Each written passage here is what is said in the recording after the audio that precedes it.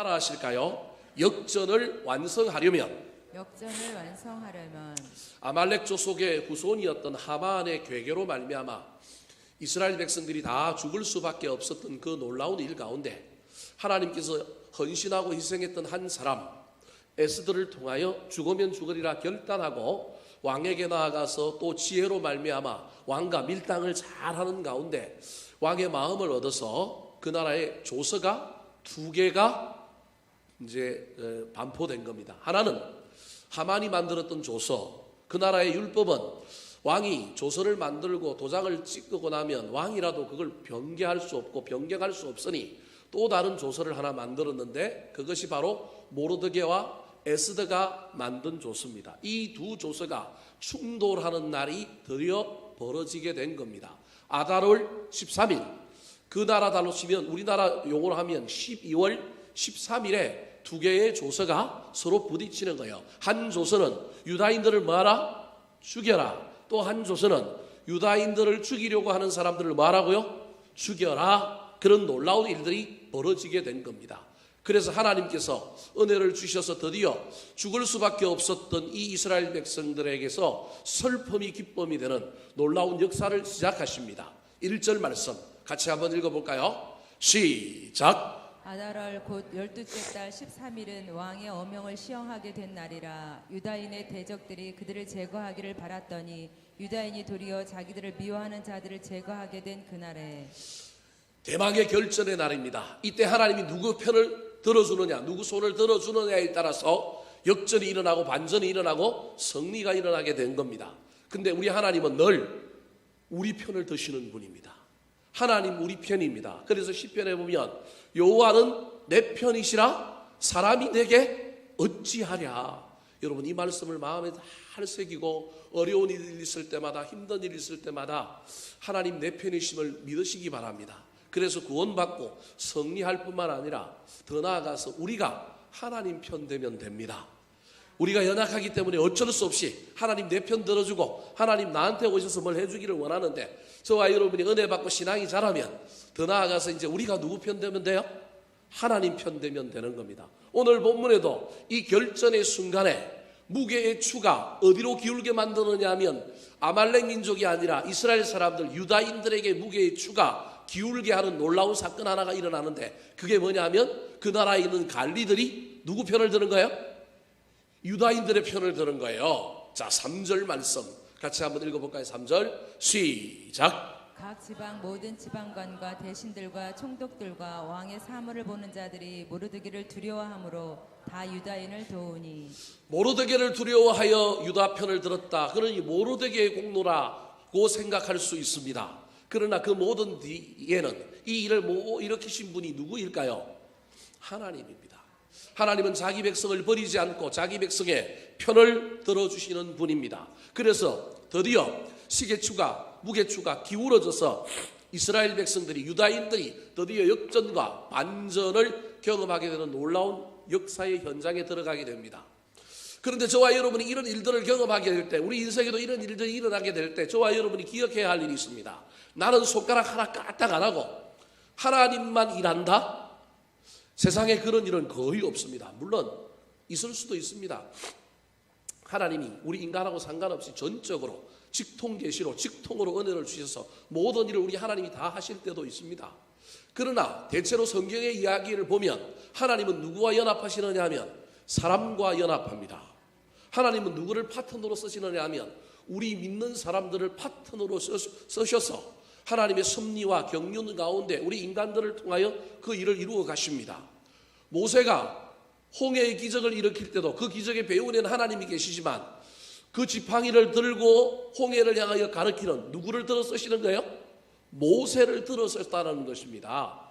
하나님이 놀라운 역전, 구원을 일으키려고 하는 이때 이스라엘 백성들이 하나님의 좋은 동력자가 되고 파트너가 되어서 이 아름다운 시작을 멋진 결말로 만들기 위하여 그들이 신앙의 아름다운 모습을 보여야 하는 거예요. 오늘 본문에 그 이야기가 나타나고 있는 겁니다. 하나님이 결정적으로 모든 일을 이끌어 가시지만 그 일 뒤에 하나님을 뒤따라가면서 믿음의 사람들, 하나님의 사람들이 하나님이 역전을 주시고 반전을 주시고 승리를 주실 때 어떻게 해야 하는지, 어떻게 돕는 자로 그 역할을 감당해야 하는지, 잘 펼쳐져 가고 있는 물꼬를 엉뚱한 곳으로 돌려서 또 망가뜨리지 않고 또 이상한 길로 만들지 않고 우리가 그 승리를 마지막까지 완성하기 위해서 어떻게 해야 하는지를 교훈하고 있는 본문이 오늘 본문이라고 할 수 있습니다. 그렇다면 역전과 반전을 시작하신 이 하나님 앞에 저와 여러분이 이 역전을 완성하고 아름다운 결말까지 가기 위하여 해야 할 일이 무엇일까요? 첫 번째로 따라 하시겠습니다. 물질에 현혹되면 안 됩니다. 물질에 현혹되면 안 됩니다. 오늘 본문에 보면 하나님께서 은혜를 주셔서 두 개의 조서가 드디어 반포되게 만들었고 또 많은 관리들이 이스라엘 사람들 유다인들의 편을 들므로 말미암아 유다인들이 칼을 들고 일어나서 그들을 죽이려고 하는 사람들을 죽였습니다. 그런데 이건 피비린내 나는 그냥 전쟁이 아니라 명확한 기준과 원칙 속에서 행해지는 거룩한 전쟁이었습니다. 아무나 막 죽이는 것이 아니라 피를 보거나 어떤 전쟁에 가면 이성을 잃게 되고 막무가내로 하게 되는데 하나님의 사람들은 절대 그러면 안 됩니다. 오늘 본문에도 죽여야 될 대상자들을 명확하게 밝혀놓고 있습니다. 5절 말씀 같이 한번 읽어볼까요? 5절 시작. 유다인이 칼로 그 모든 대적들을 쳐서 도륙하고 진멸하고 자기를 미워하는 자에게 마음대로 행하고. 칼 들었다고 포로로 잡혀와서 칼도 들지 못했던 이스라엘 백성들에게 왕이 허락해줘서 칼을 들고 자기들을 죽이려 가는 사람들을 죽일 수 있는 권한을 줬다고 그 권한을 남용하거나 함부로 쓰면 안 됩니다. 반드시 유다인은 누굴 죽여야 되느냐 하면 대적들을 죽여야 합니다. 자기를 미워하는 사람들에게 그 칼을 휘두르려야 합니다. 그래서 가능하면 최소한의 칼을 휘두르려야 하고 최소한의 생명의 피를 보는 것으로 끝나야 합니다. 그래서 오늘 본문에 보면 이스라엘 백성들이 죽인 사람들의 숫자가 나옵니다. 10절에 보면 하만의 아들 10명, 아까 우리가 읽었는데 발음하기도 힘든 10명이 나오고요. 12절에 보면 13일 날 수산에서 죽인 500명이 나옵니다. 그런데 에스더가 간청하여 다음 날도 한 번 더 이 기회를 달라고 간청함으로 말미암아 14일에 수산에서 또 300명을 죽인 이야기가 15절에 나옵니다. 그리고 각 지방, 이때 이 페르시아 바사라고 하는 왕국은 전국을 전 세계를 127개 나라 지방으로 나누어서 통치하고 있었는데 그 각 지방에서 죽은 인원이 7만 5천 명입니다. 그러니 여러분 이게 최소한이었다고 하는 걸 기억하셔야 합니다.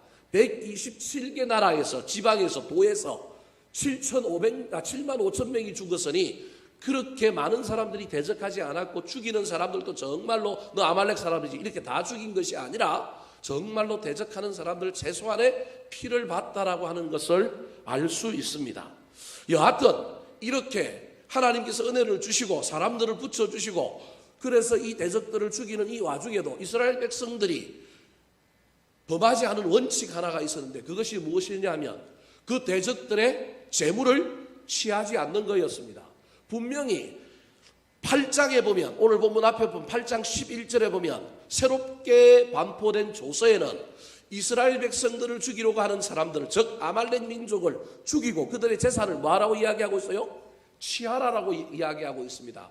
왜 그렇게 조서가 만들어졌느냐 하면 법은 대등한 관계 속에서 만들어져야 하기 때문에 그렇습니다. 이스라엘 백성들을 죽이기 위하여 하만이 만들었던 법에는 하만이 이스라엘 백성들도 죽이고 뭐도 취하라고 되어 있어요.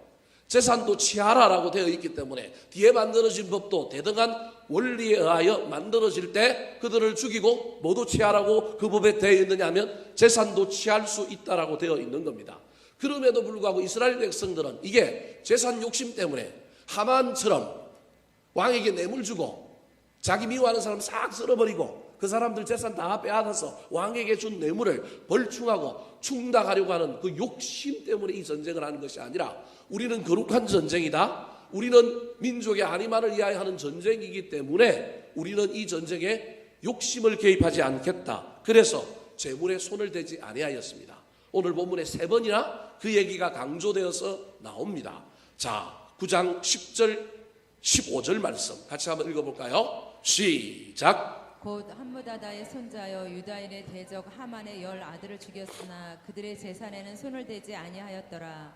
아달월 14일에도 수산에 있는 유다인이 모여 또 300명을 수산에서 도륙하되 그들의 재산에는 손을 대지 아니하였고 16절도 한번 읽어볼까요? 시작. 왕의 각 지방에 있는 다른 유다인들이 모여 스스로 생명을 보호하여 대적들에게서 벗어나며 자기들을 미워하는 자 7만 5천 명을 도륙하되 그들의 재산에는 손을 대지 아니하였더라. 왜 이 손을 대지 아니하였을까요?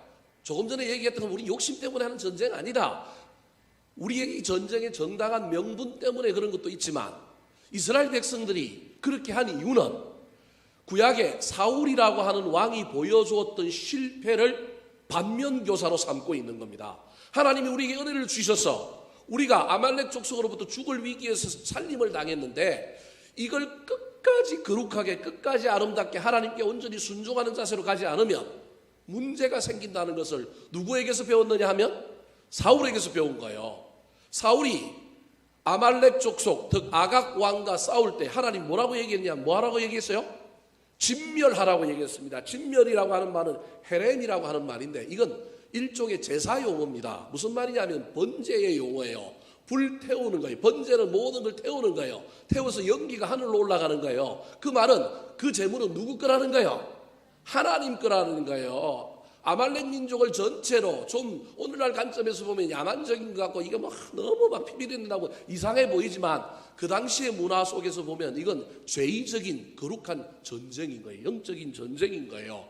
그래서 아말렉 민족을 하나님 거라고 하나님이 번제물로 받겠다고 다 불태우라고 그런 거예요. 근데 사울이 욕심이 나는 거예요. 그래서 살찐 짐승들 다 남겨두고요. 왕도 살려두는 거예요. 내가 그 왕한테 막 그 왕이 자기 그럴 때 살려달라고 조아리고 막 내가 왕을 잡았다 뭐 이러면 자기가 높아지잖아요. 인간이 가지고 있는 욕구 중에 이런 욕구들이 있단 말이에요. 하나님이 이기게 해준 전쟁이지만 이런 욕심에 저와 여러분이 사로잡히면 그 전쟁이 승리로 끝난 것 같지만 나중에 그게 승리가 아니라 문제를 일으키는 거예요. 그것이 또 다른 실패를 야기하는 거예요. 하나님 우리에게 은혜를 주실 때 저와 여러분이 반드시 기억해야 될 것은 사울을 반면교사로 삼고 이 페르시아의 포로로 잡혀갔던 이 사람들의 이 이야기를 정면교사로 삼아서 우리는 욕심에 흔들리면 안 됩니다. 끝까지 충성하고 끝까지 가야 합니다. 그래서 하나님의 그 놀라운 은혜를 더 아름답게 완성해야 저와 여러분의 인생에 또 우리 공동체의 다음 날의 미래에 더 큰 하나님의 은혜가 임하게 되어 있는 거예요. 거기서 욕심을 부리면 큰일 나는 거예요. 아간이 여리고성 전투에서 훔쳐놓잖아요. 외투도 금도 금덩어리도 숨겨놓잖아요. 너무 좋아 보이거든요. 하나님이 그것도 여리고서의 첫 성이기 때문에 그것도 번제물로 받고 싶어서 여리고에 있는 모든 걸 다 태우라고 얘기했는데 아간이 그걸 훔쳐놓잖아요. 승리했어요. 여리고성도 무너뜨렸어요. 아간도 자기 개인적인 측면에서 보면 뭘 숨겨놓았기 때문에 그게 이득이었잖아요. 근데 그게 이득이 아니라 나중에 그게 비극이 되잖아요.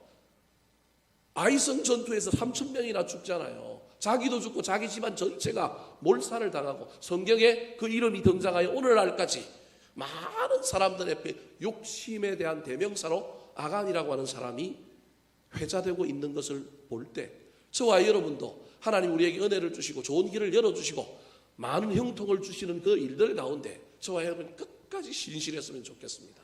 끝까지 거룩하기를 애쓰며 나아가는 저와 여러분 되시기를 예수님의 이름으로 축원합니다. 두 번째, 오늘 본문을 통하여 우리 하나님께서 역전을 주시고 반전을 주실 때 그것을 더 온전하게 아름답게 마무리하고 완성하려면 우리가 어떻게 해야 될까요? 따라 하시겠습니다. 끝까지 철저하게 싸워야 합니다. 끝까지 철저하게 싸워야 합니다. 순종하려면 끝까지 해야 하고요. 제 문제와 싸워서 이기려면 끝까지 싸워야 합니다. 앞에 한 번 이겼다고 뭔가 되었다고 저와 여러분이 거기서 멈춰버리면 큰일 납니다. 다윗에게서 저와 여러분이 배워야 할 일은 다윗이 사울에게 쫓겨 강야 생활을 하다가 사울이 죽고 난 다음에 하나님께 묻습니다. 하나님 내가 강야에서 살았는지 도시로 올라가도 좋겠습니까? 그러니까 하나님 뭐라 그래요? 올라가라 그럽니다. 근데 그때 다윗이 우리에게 보여주는 또 아름다운 신앙의 모습은 다시 또 무릎을 꿇습니다. 뭐라고 얘기합니까? 어디로 갔으면 좋겠습니까? 우리 같으면 한 번 하나님께 음성 들었으면 그 다음 나머지는 전부 누구 마음대로? 내 마음대로. 어떻게 그렇게 잘했어요? 다들 많이 해본 모양이에요? 다 내 마음대로잖아요. 한 번 응답받은 걸로 그 나머지를 전부 퉁쳐서 우리 마음대로 하는 것이 저와 여러분이 사실은. 근데 다윗이 어떻게 합니까? 올라가라고 그랬으니 올라는 가는데 내가 어디로 갔으면 좋겠습니까? 근데 하나님이 예루살렘으로 올라가라고 그러지 않고 어디로 올라가라고 해요? 헤브론으로 올라가라 그러는 거예요. 물론 거기에 유다 사람들이 많이 있긴 하지만 헤브론으로 올라가라고 한 건 하나님께서 누굴 시험하는 거냐면 다윗을 시험하는 거예요. 이게 왕제로서 순종하는지 안 하는지 보는 거예요. 헤브론이 어떤 곳이에요? 갈렙의 믿음의 유산이 있는 곳이잖아요. 예? 이 산지를 내게 주소서. 순종하는지 안 하는지. 그 당시 가장 사람들이 많이 모이는 곳으로 가야 되고, 그 당시 왕이 되려면 사울이 죽었다고 얘기하면 사무엘의 고향 정도를 가든지 아니면 막 많은 지파들이 모이는 곳에 가서 내가 사무엘이 기름 부었던 그 왕이다 그렇게 외치고 자기 마음대로 자기 편안한 대로 자기 인간의 생각 가운데 올라가라고 하는 총괄적인 하나님의 허락을 받았으니 강도는 내 생각을 내 이익을 가지고 정할 수 있잖아요. 그렇지 않습니다. 바울이 이러한 예가 그 이후에 왕이 돼서 전쟁할 때도 마찬가지입니다. 바알브라심이라고 하는 곳에서 뽕나무 산이 있는데 거기서 블레셋과 전쟁할 때 하나님께 물어요. 올라가서 치니까. 그러니까 하나님께 뭐라 그래요? 가지 말라고 그래요. 그래서 안 가요. 그 다음에도 또 하나님 물으니까 올라가라 그래요. 어떤 때는 가지 마라, 어떤 때는 가라. 똑같은 대적인데 똑같은 전쟁인데 하나님은 한 번은 가라 허락을, 하나님은 한 번은 하지 마라 뭐 이런 얘기들을 두 번이나 해요. 그러니까 계속해서 묻는 분이 누구였느냐면 다윗이었던 거예요. 무슨 말을 하려고 제가 이야기를 하냐면 기도도 저와 여러분이 가능하면 세밀하게 늘 하나님의 인도하심을 구해야 할 뿐만 아니라 죄와 싸울 때, 특별히 어떤 일과 관련하여 저와 여러분이 싸워야 될 때 어떤 죄의 문제와 관련해서는 철저하게 싸워야 되는 거예요. 아까 이야기했던 것처럼 많은 사람들을 죽였는데 그 인구에 비하면, 그 나라의 규모에 비하면 아주 적은 인원을 죽였어요. 그 적은 인원을 죽인 것을 아수에로 왕이 보고를 받습니다. 보고받고 난 다음에 자기가 사랑하는 여자, 그렇게 자기에게 이뻐 보였던 그 여자에게 가서 묻습니다. 12절 말씀 같이 한번 읽어볼까요? 시작. 왕이 왕후 에스더에게 이르되 유다인이 도성 수산에서 이미 500명을 죽이고 멸하고 또 하만의 10 아들을 죽였으니 왕의 다른 지방에서는 어떠하였겠느냐. 이제 그대의 소총이 무엇이냐. 곧 허락하겠노라. 그대의 요구가 무엇이냐. 또한 시행하겠노라 하니. 무슨 말이냐면 이런 말이에요. 도성에서 수도권과 즉 서울과 경기권에 우리 인구가 여기 거의 2천만 명이 모여 있잖아요. 인구의 우리나라의 절반 정도, 남한의 절반 정도 사실 여기 모여 있단 말이에요. 근데 이 지역에서 몇 명 죽였다고요? 500명 죽인 거예요. 500명. 지금 왕이 지금 현실을 딱 봐가고 야, 이 전쟁 끝난 전쟁이야. 대적하는 사람이 그렇게 많지 않았다라는 걸 얘기하는 거예요. 너희들에게 대적하는 사람들, 잔당들이 그렇게 많지 않으니 이 전쟁은 끝난 전쟁이요. 이제 다 끝났으니 너 소원 뭐냐? 내가 다른 소원 줄게. 해외여행 갈래? 아니면 뭐 다른 거 줄까? 지금 이 얘기하는 거예요. 왕이 지금 이 전쟁이 이미 이스라엘 편에 들어섰을 뿐만 아니라 아말렉 사람들이 그렇게 막 견고하게 막 이 사람들을 막 이렇게 죽이려고 하지 않는구나. 그걸 알게 된 거예요. 그래서 이 전쟁은 끝났으니 뭐 더 이상 해볼 필요도 없고 그냥 이제 대충 마무리하고 내가 너한테 선물 하나 더 줄 테니까 백화점 갈래? 아니면 여행 갈래? 그걸 묻는 것이 지금 12절의 내용인 거예요. 12절에 이제 그대의 소청이 무엇이냐? 곧 허락하겠노라. 그대의 요구가 무엇이냐? 또한 시행하겠노라. 그러면 여러분 인간적인 측면에서 보면 우리도 그 왕의 정세 판단을 딱 믿고 그러면 임금님이요 저한테 뭘 주십시오 이렇게 얘기해야 되잖아요. 근데 이때 에스더의 요청이 뭐예요? 자, 13절 말씀 같이 한번 읽어볼까요? 시작. 에스더가 이르되 왕이 만일 좋게 여기시면 수산에 사는 유다인들이 내일도 오늘 조서대로 행하게 하시고 하만의 10 아들의 시체를 나무에 매달게 하소서 하니. 뜻밖의 두 가지 요청을 에스더가 왕에게 하는 거예요. 여러분 이걸 저와 여러분이 배워야 하는 거예요. 할 거면 철저하게 뭐라고 얘기하냐면 하루 더 연장해 주십시오. 하루 더 연장해 달라는 거예요. 이게 씨를 말리려고 하는 거예요. 진멸하려고 하는 거예요. 숨어서 나오지 않고 대적하지 않았던 사람들, 그 사람들까지 죽이려고 그러는 거예요. 근데 대적 안 하는데 죽일 수는 없으니까 그 사람들 집에 유다인들이 가는 거예요. 그러면 지레 겁을 먹어서 그 사람들이 어떻게 할까요? 뭔가 대적적인 행동을 하는 사람들, 그래서 추위에 300명을 더 발굴해갖고 완전히 씨를 말려서 화근을 없애겠다는 것이 누구의 생각이에요? 에스더의 생각인 거예요. 그래서 왕이요, 특례법을 만들어서, 원래 이 법은 한시적으로 13일 하루에만 효과가 있는 법인데 왕의 권한으로 전국에는 안 되고 어디에만, 수산에서만, 이 도시, 수산은 지금의 이란에 있는 도시에 해당되는 곳입니다. 이 수산에서만, 이 도시 수도에서만 하루를 더 연장해 주십시오. 그리고 또 하나는 뭐예요? 하만의 10아들을 죽여서, 이미 죽었단 말이에요. 10절에 죽인 아들들을 어떻게 해달라고요? 나무에 매달아 달라는 거예요. 그냥 아무 편을 안 들고 영적인 의미를 가지지 않고 보면 이건 좀 잔인한 거죠. 죽인 놈을 또 매다는 거예요. 근데 왜 에스더가 이렇게 얘기할까요? 확실히 그 사람들, 즉 하만도 죽였을 뿐만 아니라 하만의 아들들까지 죽었다라고 하는 걸 온 세상에 공포하고 아말렉 사람들에게 전부 이걸 보여줌으로 말미암아 전의를 상실하게 만들어서 다시는 덤비지 못하게 만들려고 하는 것. 그 다음에 그 십자가에, 그 장대에 매다는 이야기를 통하여 전쟁이 끝나고 우리가 승리했다라고 하는 것을 만방에, 특별히 유다인들에게 다 보여줌으로 말미암아 유다인들의 마음에 뭘 주고 싶었냐 하면 기쁨과 평안을 주고 싶은 의도가 여기 숨어 있는 거예요. 그러니까 에스더가 지금 얼마나 철저하게 이 대적과 싸우고 있는지를 우리에게 보여주고 있는 겁니다. 사랑하는 성도 여러분, 저와 여러분이 오늘날 살아가는 대적은 다른 게 아니라 악한 마귀요, 죄입니다. 특별히 저와 여러분이 죄 문제와 관련하여 여러분 대충 그렇게 싸우지 마시고, 나의 연약함, 나의 거친 형상들, 내 안에 있는 제약된 것들이 있다면 이 에스더의 이야기를 통하여 저와 여러분이 끝까지 싸웠으면 좋겠습니다. 하루를 연장하고 장대에 죽은 사람들의 그 시체를 다는 이야기를 통하여 상대방에 있는 공포를 우리 사람들에게는 위로와 평안을 주셔서 더 많은 사람들이 확실한 승리 가운데로 들어가게 만들려고 하는 이 철저하게 끝까지 싸우는 모습을 잘 배워서 우리도 죄와 싸울 때 그렇게 싸우는, 그래서 하나님의 놀라운 승리를, 거룩을 완성하며 달려가게 되기를 예수님의 이름으로 축원합니다. 마지막으로 하나님이 우리에게 주신 승리, 역전을 완성하기 위하여 우리가 해야 할 일이 무엇일까요? 따라 하시겠습니다. 잊지 않기 위해 기념해야 합니다.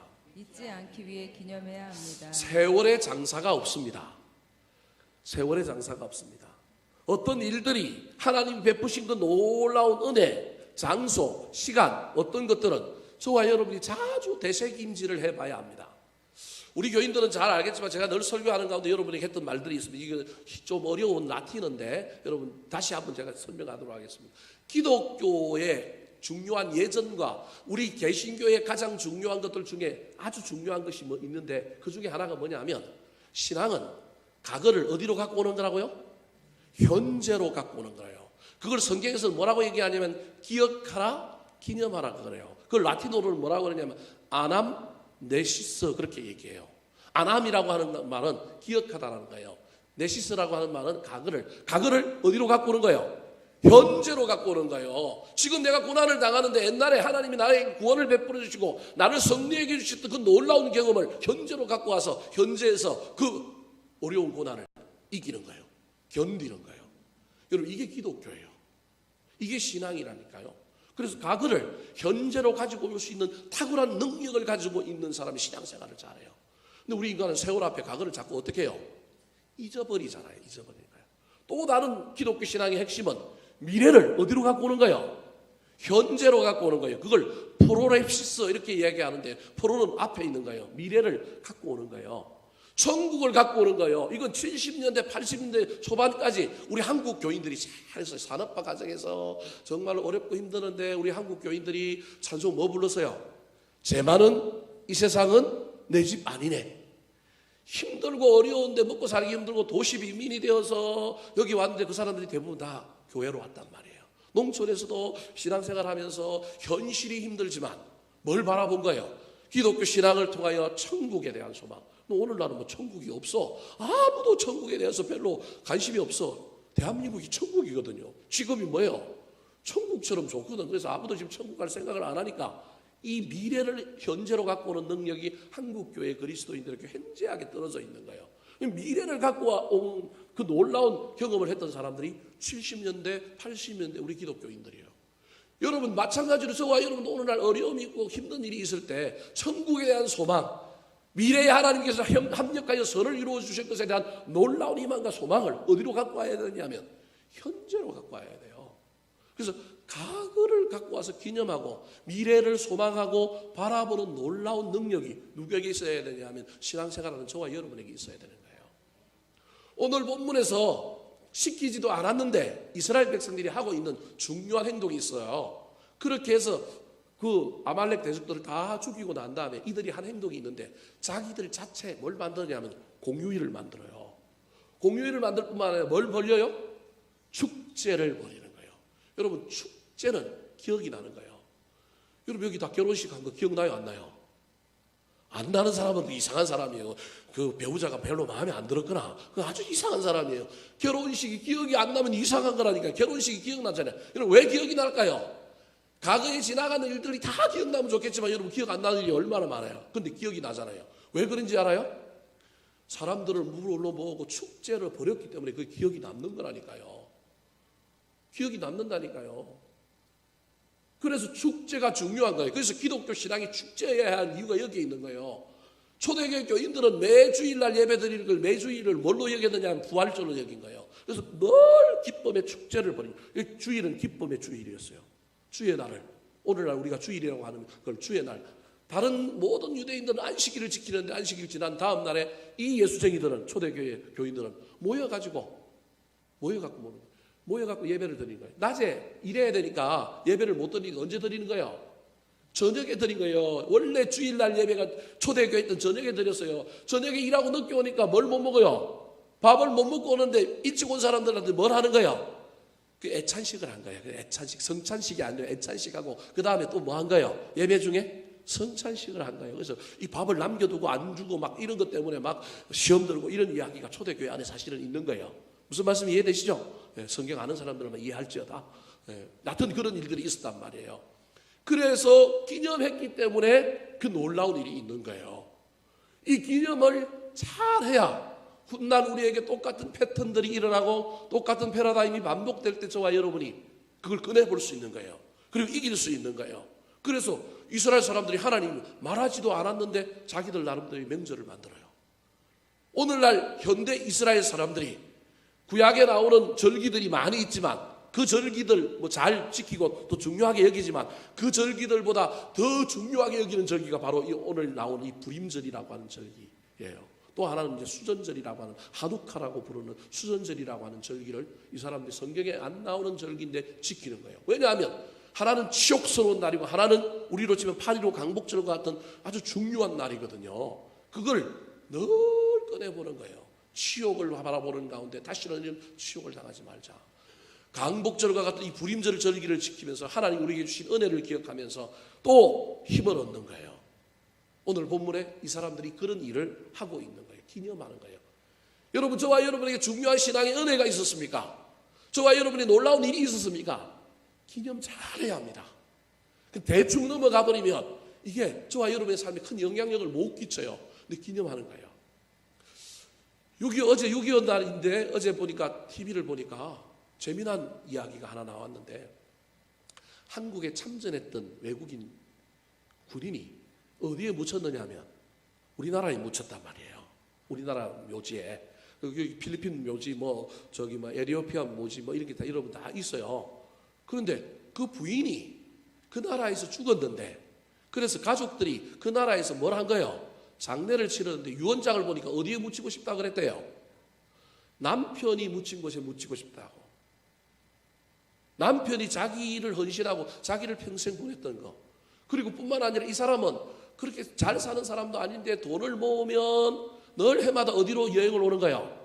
한국에 여행했는데 그 여행 가서 하고 가는 일이 뭐냐면 남편 무덤에 현충원에 가가지고 남편 무덤에 그냥 가서 꽃다발 드리고 가는 게 그게 여행이에요. 잘 사는 것도 아니에요. 돈 막 모으고 막 재봉일하고 막 이렇게 하고 왔다 가는 거예요. 이분은 이 현충원에 그 남편이 묻힌 자리가 얼마나 기억된다는지 몰라요. 그의 삶이 거기로 맞춰져 있는 거예요. 죽어도 자기 유해를 어디다 묻어달라고요? 남편 옆에 묻어달라는 거예요. 그래서 그 남편 옆에 묻혀져 있는 이야기, 막 그 현충원에 묻혀져 있는 많은 사람들의 이야기를 조명하는 TV 드라마를 제가 봤는데 눈물이 나고 막 감동이 제가 어제 많이 넘치더라고요. 그 중에 한 이야기가 바로 이런 얘기예요. 장소를 기념하고 시간과 내용을 기념하니까 그 기념이 넘쳐 흐르는 거예요. 그것이 후손들에게도 다음 세대에도 자기 인생에도 큰 역할을 간직하는 거예요. 여러분 너무 부담 갖지 말고 얘기를 들으십시오. 혹시 이야기 때문에 또 부담될까 봐 제가 이야기를 오늘 해야 될까 말아야 될까 그 이야기를 하다가 여러분 뭐 믿음의 많은 사람들 중에 뭐 한국에 교회를 개척하고 또는 뭐 해외에 막 기념 교회를 만들고 뭐 이런 일들을 하신 분들이 있잖아요. 이런 분들 하신 분들이 있잖아요. 그 막 돈 자랑한 것 같고 때로는 막 그 이상한 것 같은데요. 여러분 그 일이 얼마나 중요한 일인지는 그 몇 세대가 지나보면 알게 됩니다. 진짜로 세대가 지나보면 알게 됩니다. 세브란스를 만들었던 연쇄 의료원을 만들었던 사람들 중에 그 가족들 중에 여러분 지금도 TV에 간혹 나오는 사람 있잖아요. 인요한이라고. 그죠? 그 사람 순천에서 태어나고 한국말 안 하는데 어디만 해요? 전라도만 하잖아요. 그죠? 그 사람 미국인인데 자기 아버지 때문에 이곳이 기념이 되다 보니까 그의 삶이 지금 어디로 와 있는 거예요? 여기로 와 있는 거예요. 여기로. 그리고 그의 후손들, 그의 가족들, 직계 가족들, 반계 가족들을 조사해 보니 놀라운 은혜가 하나님의 복이 거기에 있는 거예요. 제가 여러분 보고 지금 교회 만들어라 이 얘기하는 거 아닙니다. 여러분 오해하지 마시고 여러분 할 수만 있다면 저와 여러분이 놀라운 은혜를 받을 때 어떤 일들에 대하여 하나님이 특별하게 주신 은혜가 있을 때 그때 뭐 하면 좋으냐면 기념하면 좋아요. 그 기념에 하나의 씨를 심으면 그것이 나중에 놀라운 역사를 맺게 될 거예요. 이거 하나님이 시킨 일도 아닌데 이스라엘 백성들이 아말렉 민족을 죽이고 난 다음에 13일 날은 죽이고 14일 날은 자기들끼리 쉬면서 뭐 한 거예요? 축제를 벌인 거예요. 자, 17절, 18절 말씀 같이 읽겠습니다. 시작. 아달월 13일에 그 일을 행하였고 14일에 쉬며 그날의 잔치를 베풀러 즐겼고 수산에 사는 유다인들은 13일과 14일에 모였고 15일에 쉬며 이날의 잔치를 베풀어 즐긴지라. 17절은 지방에 있는 사람의 얘기고 18절은 수도에 사는 사람들의 얘기예요. 수도에서는 아말렉 사람을 죽이는 날짜가 하루가 어떻게 된 거예요? 더 늘어났으니까 그 축제일을 언제로 지킨 거예요? 15일로 지킨 거예요. 그래서 부림절이 이스라엘 백성들이 지금 며칠로 지키는 절기냐면 명절이냐면 이틀 지키는 거예요. 원래는 하루여야 되는데 13일 날 대적을 죽였고 14일 날 기념하면서 축제를 벌였으니 부림절은 원래 14일이어야 하는데 수도에서는 하루를 더 연장하여 대적들과 싸움으로 말미암아 훗날에는 14일과 15일이 부림절이라고 하는 절기로 만들어지고 이때 뭐 한 거예요? 축제를 벌이는 거예요. 여러분 축제를 벌인다고 하는 것은 기쁨이 배가 되는 거예요. 의미가 배가 되는 거예요. 그래서 우리 머릿속에 우리 마음속에 우리의 삶 속에 각인이 되는 거예요. 저와 여러분이 주일날 와서 예배를 드릴 때 이게 축제로 드리느냐 아니면 그냥 걸려와서 있다 가느냐 그냥 그럭저럭 있다 가느냐 이게 우리 신앙의 차이가 있는 거예요. 기쁨이 넘치는 곳에는 의미가 있게 되어 있고요. 거기에는 놀라운 은혜가 넘치게 되어 있는 거예요. 축제를 벌인 거예요. 근데 그냥 축제만 벌일 뿐만 아니라 19절에 보면 축제를 벌이면서 또 하나의 아름다운 일을 합니다. 어떤 일을 했을까요? 19절 같이 읽겠습니다. 시작. 그러므로 시골의 유다인 곧 성이 없는 고을고을에 사는 자들이 아달월 14일을 명절로 삼아 잔치를 베풀고 즐기며 서로 예물을 주더라. 서로에게 뭘 줬다고요? 예물을 줬어요. 여러분 사람이 뭐 받은 날을 기억할까 안 할까요? 기분 좋으니까 자기들끼리 좋아가지고 서로에게 뭐 한 거예요? 야 우리 이겼다, 우리 해방됐다, 우리 죽을 고비 넘겼다, 야 기쁘다. 옛날에 굵은 벼옷을 입고 옷을 찢고 죄를 뒤집어쓰고 눈물로 통해있는데 하나님 우리에게 기쁨을 주셨어. 야 너 이거 필요하지? 너 가져. 여러분 이런 놀라운 일이 일어난 거예요. 그러니 그게 얼마나 기뻤겠어요. 얼마나. 22절에 보면 서로 예물만 주었을 뿐만 아니라 오늘 본문 뒤쪽에 보면 뭐라고 얘기하고 있냐면 가난한 자들을 뭐 했다고요? 구제했다라는 거예요. 그냥 억지로 한 게 아니라 이건 감사가 넘쳤기 때문에 구원에 대한 감사가 넘쳤기 때문에 그 감사가 자연스럽게 사람들에게 선물을 주고 가난한 사람들을 구제하는 놀라운 역사가 일어난 거예요. 여러분 이렇게 기념하고 이런 일들이 일어나면 훗날에 어떤 어려움을 닥쳐도 그걸 다시금 꺼내보고 기억하고 이길 수 있는 거예요. 지난주 목요일 날 우리 노예 산하에 있는 은퇴 목사님들 우리 교회 모셔가지고 우리가 식사 대접하고 위로해 했잖아요. 제가 밥을 먹으러 가는데 제 앞에 앉아 있는 분이 부부가 왔는데 어디서 왔느냐면 남양주에서 왔대요. 남양주에서. 이분들이 갈 데가 오라는 데가 없는 거예요. 사실 은퇴했는데 오라는 데도 없고요. 잘 사는 분들도 있는가 하면 그렇지 못한 분들이 있다 보니까 이분들은요 남양주에서 뭘 타고 왔느냐 하면 전철 타고 회기역에서 국철 1호선 갈아타고 종로 3가에서 3호선 갈아타고 하정역 와가지고 우리 교회 본고사 타고 여기 온 거예요. 얼마 걸렸을까요? 3시간 걸렸대요. 3시간. 아침 8시에 출발해가지고 우리 교회에 온 거예요. 가슴이 너무 짠한 거예요. 장례만 없었으면 제가 뭐 해주고 싶었냐면 태워주고 싶은 거예요. 그래서 밥 먹으면서 이제 또 갈 일을 고민하는 거예요. 남양주까지 갈 일을 고민하는 거예요. 그래서 제가 사실은 그 옆에 앉아 있었던 이정현 집사가 밥을 먹고 있을 때 이정현 집사 오늘 사무실 가냐? 물어봤던 이유가 너 사무실 갈 거면 가다가 어디까지 좀 태워줘라? 종로 상가까지만 좀 태워줘라. 그 얘기 하려고 했는데 사무실 안 간대. 안 간다는 사람을 또 가라고 할 수는 없잖아요.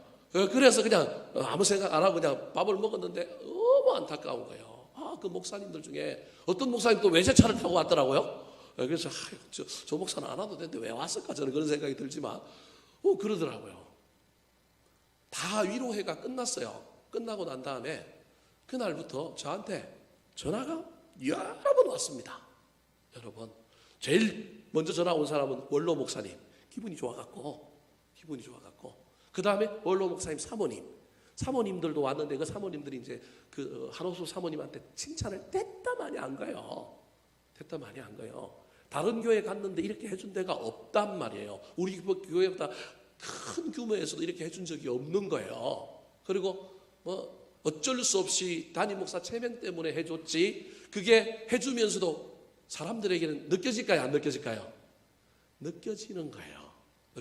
큰 교회 같은 경우에는 교회 안에 또 다른 행사들이 있으니까 거기에 막 가고 여기는 부차적인 것으로 보이는데 우리 교회는 뭐 그날 장례 외에는 이 행사 하나니까 우리 교인들은 전부 나와서 뭐 이렇게 맞이해주고 뭐 이렇게 하고 하니까 이 목사님들 입장에서 너무 기분이 좋은 거예요. 저한테 노예에서도 전화 오고 뭐 이렇게 온 거예요. 뭐 제가 할 일은 하나도 없는데 그날 제일 감사한 건 우리 김중수 집사님이 온팡 썼거든요. 네? 원래는 그 군인회관 34단 군인회관에 가서 어르신들 모시고 식사 대접하려고 그랬는데 거기 가면 그 고기가 좀 싸단 말이에요. 또 군인 가족들 싸게 해주니까 거기 가서 하기로 했는데 작년에 성가대 마지막 회식하는 자리에서 목사님 제가 언제 목사님들 한번 대접했으면 좋겠습니다. 그때 제가 오늘 하나 띄어놨거든요. 그러니까 또 본인이 그 말을 해놓으니까 안 지킬 수는 없잖아요. 그러니까 또 목사님들 한다 그러니까 또 저한테 와갖고 제가 대접하겠습니다. 그때 하기로 했으니까 하겠습니다. 그래서 이제 거기로 가기로 했는데 아니나 다를까 그 군인회관이 점심때는 해요 안 해요? 안 한다는 거예요. 그래서 또 다르게 식당을 또 이제 섭외를 했는데 그 식당은 13,000원 정도 하는 걸 또 우리 교인들이 가면 또 싸게 해주는 식당이라서 10,000원에 해줘요. 그럼 50명 가면 뭐 얼마 안 되잖아요. 그 정도는 이제 감당할 수 있다고 했는데 아니나 다를까 답사를 가보니까 거기는 뭐가 없어요? 식탁이 없어. 그러니까 안전병이야 전부. 12명만 식탁에 앉을 수 있는 거예요. 근데 어르신들이 와갖고 그 식탁에 안 앉으면 얼마나 불편해요. 그래서 또 부랴부랴 옮겼다는데 머슴과 마님 이름도 기가 막히잖아요. 그래서 머슴과 마님인데 거기는 다 의자가 있는 거예요. 또 단가가 올라간 거예요. 그래서 생각했던 거에 건 2배에 해당되는 돈을 그날 결제를 한 거예요. 이거 얼마나 부담되겠어요. 그럼에도 불구하고 기쁨으로 해줘서 이런 일들이 일어난 거예요. 선물에 대한 이야기를 제가 강구 시간에 했더니 김종민 집사가 찾아와서 목사님 제가 선물을 하겠습니다. 그래서 선물 뭐 하면 좋을까?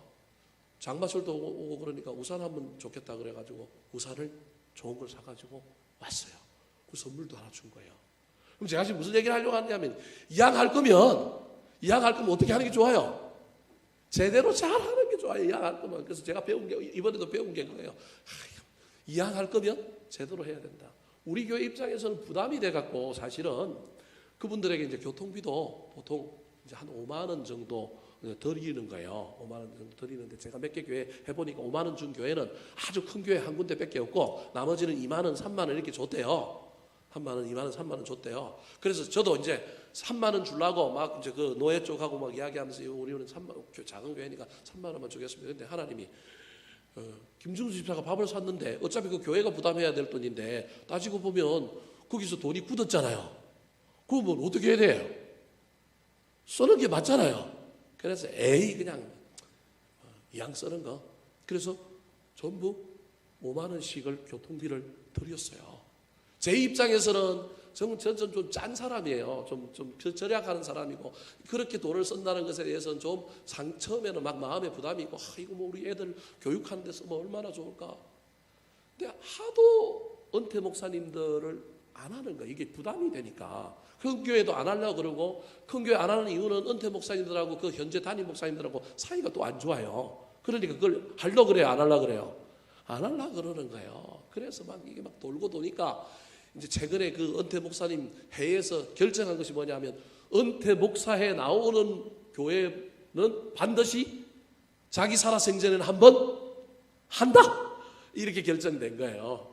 그래서 저한테 작년부터 몇 번 전화하는데 나는 안 합니다 그랬는데 이제 은퇴 목사님들도 위신도 한번 세워줘야 되겠다 싶어서 이번에 했는데 뭐 하여튼 그렇게 해서 우산도 드리고 뭐 밥도 잘 사드리고 그 다음에 교통비도 많이 드렸더니 다들 좋아가지고 너무너무 좋아하는 거예요.